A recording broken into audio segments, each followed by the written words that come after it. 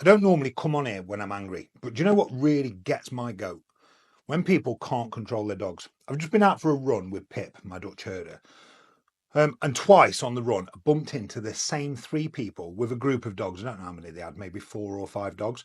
So I'm running along. I've got Pip off lead. I see these people up the road. It's like a quiet lane, one way lane. You get no cars down it really, and you can see for miles. So I've got her off lead. I'm running up the lane. You can see these people probably 300 or 400 meters ahead of me. And it looks like they're gathering their dogs together and getting them on lead. So I call Pip back, she's maybe 20 meters ahead. Call her back, tell her to heel. She heels up. I've got my lead with me, but I don't need to put it on. And I just carry on running up the road. So Pip's at heel, I'm running along, the people are walking towards me. And then I spot that one of the dogs is actually off lead, and it's about, I don't know, 6 to 10 feet ahead of the group of people. And it's walking along, and it's gradually getting slower. And it's kind of stalking Pip. You know what a dog's like when it's going to have a pop. It's slowing down, tails come up over its head, hackles are up, and it's slowly walking towards Pip. And I can see what's about to happen a mile off. And the woman's going, "Well, this is quite impressive. He's being very good." And I'm thinking, you absolute idiot. Anyway, I keep on running. I've still got Pip at heel. A reminder that's where I wanted to stay. And this dog lunges forward. It doesn't try to bite her, but he kicks off. He jumps forward, lunging, barking, growling. Pip just carries on running by my side, and we head off. So ultimately, nothing really happened, right? So I carry on the run, and it's a loop. So I'm coming round the loop, and I come back up through the woods, and I'm 200 meters from home, and I see these people again coming through a gateway, and they're coming towards me.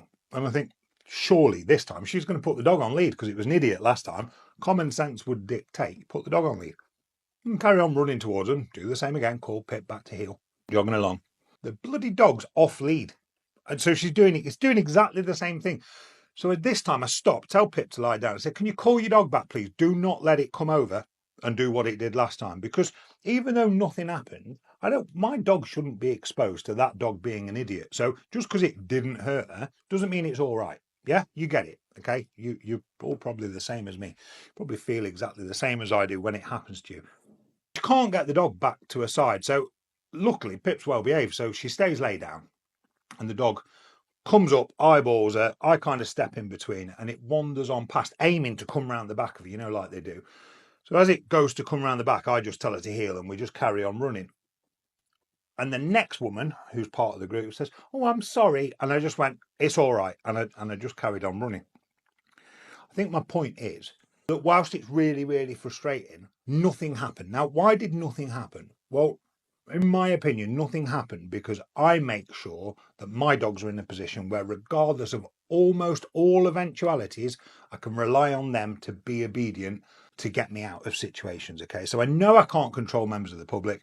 I know I can't stop people being idiots. I know I can't get people to train their dogs properly. And I know I can't stop all reactive dogs being reactive, right? That's just not the way the world works. So what I do is I take this approach to life, really, whereby I'm going to do everything within my power that I possibly can to make sure that when shit happens, it doesn't happen to me. And if it happens, there is no end, like no bad consequence in the end, because I was so prepared for the situation. Now, obviously, there are situations that you just can't prepare for. Things can happen.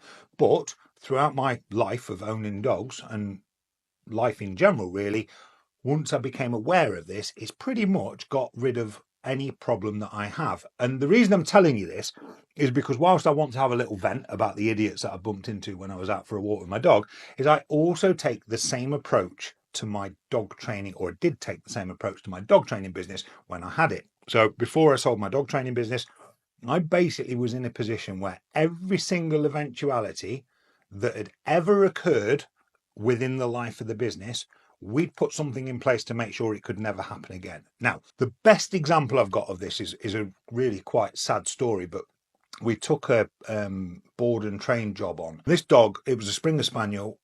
It was years ago. I think he was called Max. Long time ago. I was very early in the business, really. Very young, very naive.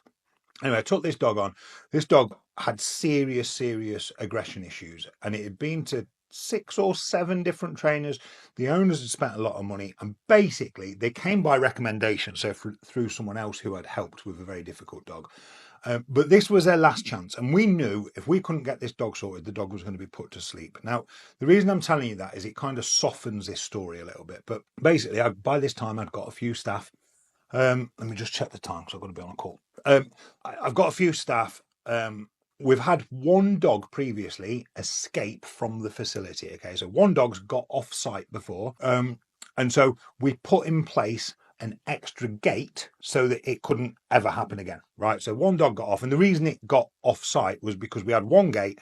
Somebody was coming through the gate in the car at the point the dog was loose. Anyway, that first dog, we got that dog back, and nothing bad happened, but it did make me go, dogs can get off site. I need to do something about it. So I put a double gate system in place. With the idea being that if someone was opening the top gate, the bottom gate would be open, and vice versa. Anyway, this dog had only been with us a few days.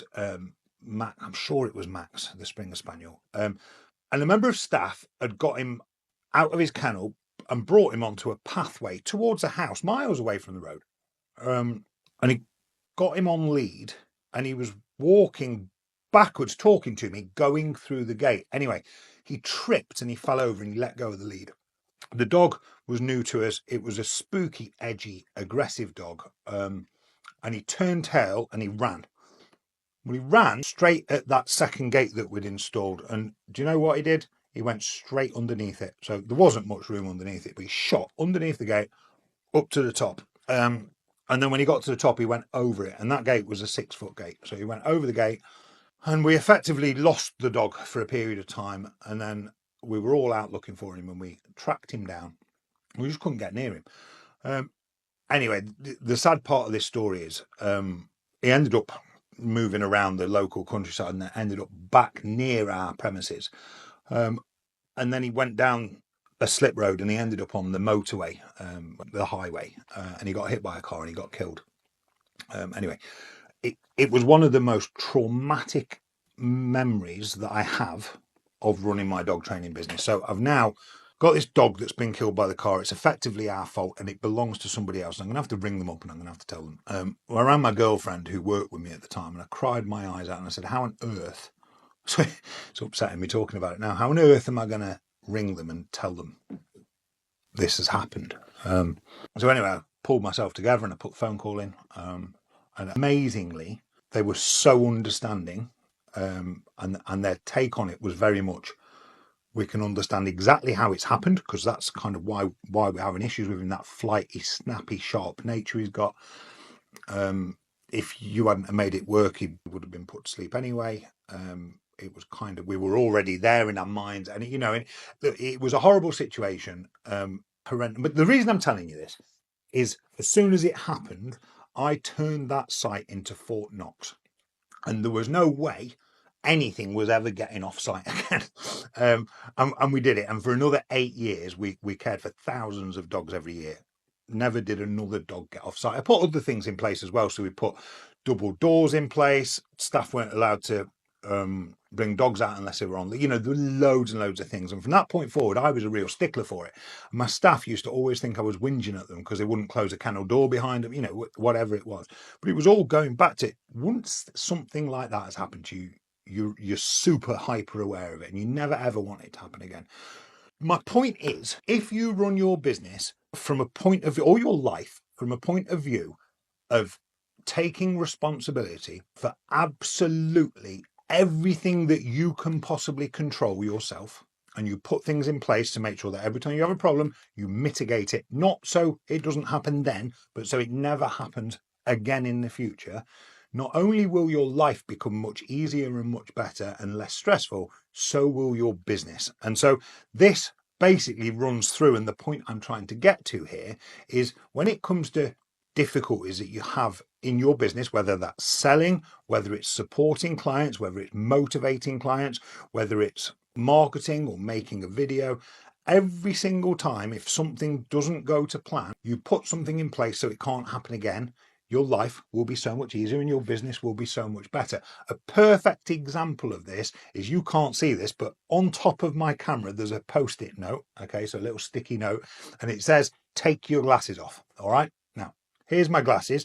And the reason that I take my glasses off is, if you can see the light, so the studio light shines into the lens of my glasses. Now, I fell foul of my rule, all right? So I probably made the mistake 4 or 5 times when I was filming the money course and the impact course, where I was still wearing my glasses, and I did like 3 hours of filming. One of my other videos recently says how much I don't like doing the filming. So I did 2 or 3 hours of filming, went and sat down with it and went, oh my God, I've got my glasses on.